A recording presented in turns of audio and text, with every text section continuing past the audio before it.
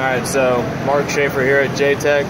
We're going to do a steering and suspension inspection before the alignment in order to ensure that we have no damaged components that may inhibit our alignment measurements. So we'll start with the front right. This is the front right tire. We have our suspension underneath. So we're going to the front right tire.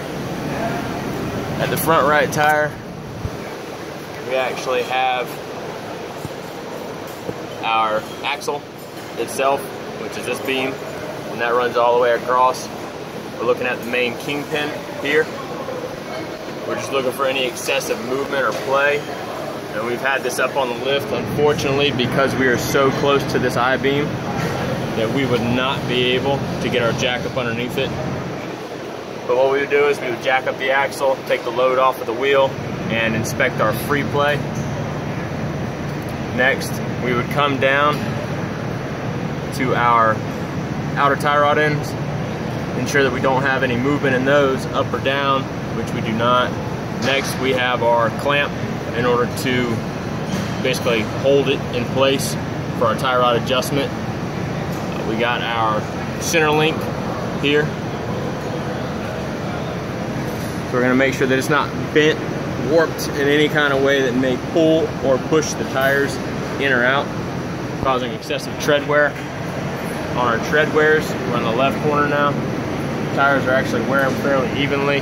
We've had this vehicle out on a test drive and know that it does perform okay. So this is our left wheel. We got our kingpin again.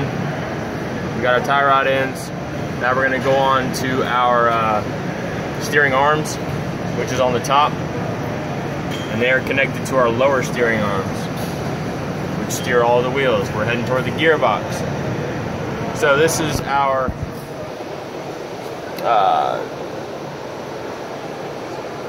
idler bar coming from our gearbox to our gearbox. We have our pitman arm. We continue up, we actually have our power steering gearbox itself.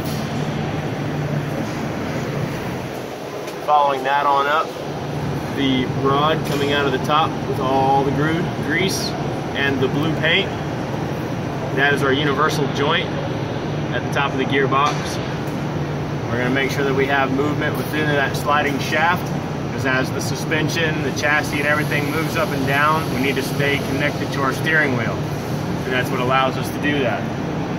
So we will continue following that all the way up. And unfortunately, we're underneath the truck, so we're not going to be able to see much farther. But that goes all the way up into the firewall, and we do have another U-joint that goes up into the steering column through the bulkhead.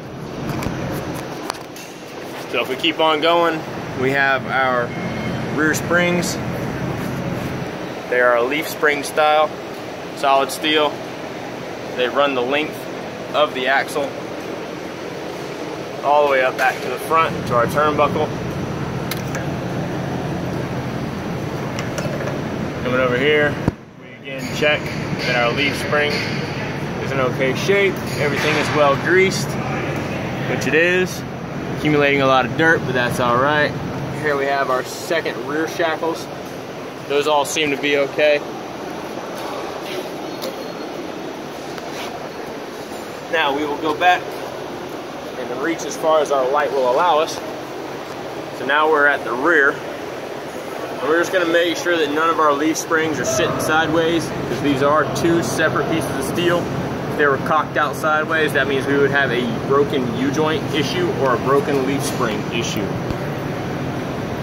Continuing on, we're going to make sure that our axles visually look like they're straight and not doglegging. Doglegging is a reference used to say that our wheels are turned, but our vehicle drives straight, causing the rear of the vehicle to walk sideways. Kind of like how dogs walk. So that's pretty much our pre-inspection. I wish I would be able to jack it up and actually give you a visual of things moving, but unfortunately this truck is just too long. So, but again, that's Mark Schaefer here at J-Tech and front end inspection pre-alignment.